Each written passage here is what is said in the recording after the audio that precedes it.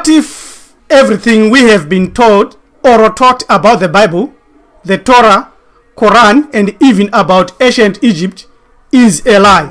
That all along something fantastic with clear evidence from older statues, tablets, language, and records has been hid from us. Why? Because that way the liars benefit. This is a Hamiti Hebrew ethics presentation by priest teacher Rabbi L.M. Dumizo. Welcome, brothers and sisters. Live spirit of Amen. Spirit is power. Spirit life science. Over 30,000 ancient tablets have been discovered in Northeast Africa, and some have been deciphered. Is the Bible now debunked by these tablets? Who wrote them? Are these the oldest written documents ever? Do they replace ancient Egypt? Do they turn upside down our current understanding of human origins? First, who were the Sumerians? Similar to Nubia and Ham, Sumeria had divine rulers called Anu. Remember the word Anu or Bantu. They are the Necheru or Cheru. In Sumer or Shumer, they were known as Dingiro. Many cities in Sumer were named and founded after those of Kemet, because they were founded by the same black Nubian nation, Anu, Mari, Amon, Kush, or Kish, Ashur, Ashari. Some copying, but most of the things are now hidden. We see here one of the greatest heroes, Ningishizida. You look at him, you look here, he looks like an African. He is an African, a black African. You see the representation here of someone called Gudea, whom we will call Gudo. Now, there is a libation verse of Gudea with the dragon Mushuusu, dedicated to Ningishizida. The Caduceus is interpreted as depicting the god himself. Yes, that's what we know. And the snake has been a part of African medicine since the time of ancient Sumeria. Ningishizida, their god, was draped in healing and was draped with a twin snake, which we find again in ancient Egypt, an African tradition, an emblem still in fashion in medical circles today. We all know about that. Now, that is an ancient depiction of a Nimrod fighting a lion. You look and watch his nose there. But there is a wish to switch all to the out of Africa theory today. And that is the drive why many universities, institutions, and private scholars and holders want to redefine this ancient understanding, because they want to destroy that Egypt is older. However, astronomical calculations put this rise of Mesopotamia or Sumer in 2300. That is almost 1,000 years after ancient Egypt, because that effect, the lies begin and the lies continue. Ancient writers knew Egypt rose first and is older than anything found in Asia. Astronomical calculations put the rise of Mesopotamia, as we have already said, in 2500s. That is almost 600 years after Egypt was already in existence. Due to lack of proof, they resorted to forgeries and then destruction. Let us look at what they have done. Look at, this is Gudea or Gudo. Look at what they have done to the nose. They smashed the nose and they smashed the head, and they produce a live replica size of Gudea, which has a very interesting nose. You see, the nose is completely different from this one. They cut off the original head and smash off the nose. You will see that the nose brigade or the nose smashing brigade continues. You look at these ancient images. Why would they smash the nose? Why would they cut off the nose if the nose does not prove or show anything? That is not what they want. Let us look at the forgeries, more forgeries. The original is on the right. you can see this is the original. You can see the face here. It is really an African face. And you see the redone and the modified one is no longer an African face. What's going on? What is the problem here? You can see again here that more forgery. This time they continue reshaping the nose. The top is the original. Look at the nose at the top. The bottom is a reconstructed Euro nose. You can see that there is no need for us to argue here. You see here Elam or Elami, Persepolis, stone face of African god, Besu, or so-called Bes. We continue with Gudea, Nimrod. Look at the noses. Look at Nimrod on your right there. They smash off the nose, and the continuous destruction continued with ISIS, who continues destroying ancient icons. But don't worry, restoration will be implemented, and we know all too often that they attack the nose.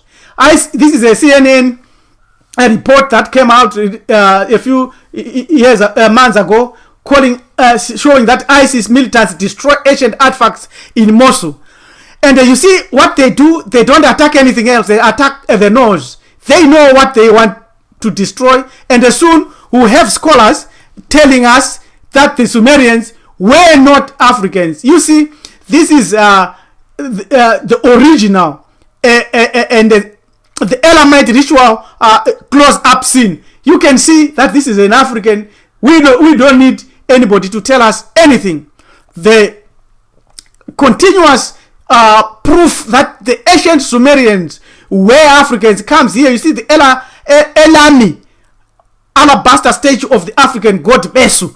There is a proper African there. There is no negotiation. This is the Elamite god figure. You see the face is an African with wings. All this came from ancient Egypt. This is our heritage.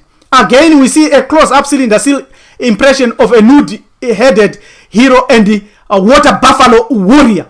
You can see his nose there. You can also see the African nose. It is flat and blunt. Close-up foundation figure here of King Urumu Namu. The inscription reads Urumu Namu, King of Ure, King of Sumer and Akkad, the one who built the temple of Enlil. The object on his head represents a basket of earth, symbolic of his carrying material to build the temple. Sumerians kept the ancient African custom of carrying heavy loads on their heads. We don't need more proof. This is where it all came from. It came from the Sphinx. You see on your left there is Sumerian god Bu with a man's head, sculptured 2500 BC. The Sphinx is known to have been sculptured almost 72,000 years ago. All carry the African nose, modeled after the African, the proper African. Sumer is a child of ancient Kush. No ways about that. Sumerians were black people. Here is from a book, The Sumerians. It is important part, at least in one case, the black heads seem to be identified with humanity as a whole. Thus, there is a passage in the first part of the long known Sumerian flood myth which reads, after Enki and Ninkasag had fashioned the black-headed people, vegetation luxuriated from the earth. Animals, four-legged creatures of the plain were brought artfully into existence. This is Ninkasag or Isis. This is also Semiramis. And these are all replicates of ancient Egypt. And where did we get the term Sumer? In 1969, the French archaeologist Julius Opet suggested the name Sumerian from the royal title King of Sumer and Akkad. This is very important why we are showing this, because the battle is something else that we must encapsulate as black people. The battle was to find another source for the cradle of civilization. In other words, it is the out of Africa drive, which is a lie. The panacea to all this is for us, every African, to pay attention to pure and applied science and establish good governance in Africa. That is the solution to all the problem. We do not need this reptilian ideology, reptilian spirit, Ripuna, Mashabi, and destructive spirits. Real knowledge leads to wisdom. No more reptilian Babylonian brotherhood spirit coming through foreign religions. You can see here a scribe at the feet of Thoth as a baboon with a lunar disc seated on a pedestal. The cradle of civilization has always been with the original people. The panacea, again I repeat, is to pay attention to pure and applied science and establish good governance in Africa. This is what we need. Why? Because there is a drive for out of Africa civilization. The people who are doing this, the Europeans and many others, they know the truth. Here is what Count Constantine Divoni, 18th century said, quoting what Champollion already had said. He said, just to think that this race of black men, today our slave, and the object our scorn, is the very race to which we owe our arts, our sciences, and even the use of speech. This is what they say. Everything originated in ancient Africa, in Punt, southern Africa, in ancient Carthage, in Babylon, where we have proved that the Sumerians were black people. We are all the originators of this. We are all the descendants of great and mighty people. We have laid facts here. Facts are stronger than arguments, more profound than reasoning, more dependable than opinions. Silent dispute supersedes prophecies, and facts always leads to truth. These are facts. Our ancient high philosophic mad principles from our ancestors, they give us staying power and revival power and spiritual power. Final appeal. What do we learn from all this?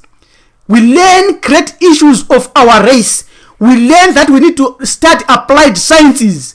We need to study mathematics. We need to go into spirituology, into Africanism. One book that can guide us to open up is by Chancellor Williams. We are showing that book there. The Destruction of Black Civilization, Great Issues of a Race from 4500 BC to 2000 AD. There is a legend that I want to leave with you. A question was asked by a traveler. What became of the black people of Sumer? The traveler asked the old man. For ancient records show that the people of Sumer were black. What happened to them? The old man sighed. They lost their history, so they died. This is an ancient legend from Sumer. Now, this is Hamiti Hebrew Ethics. Thank you for subscribing. Live Spirit of Amen. Continue to spread the message. The bell below so that you can be reminded and be advised when we put new posts. Thank you. Goodbye.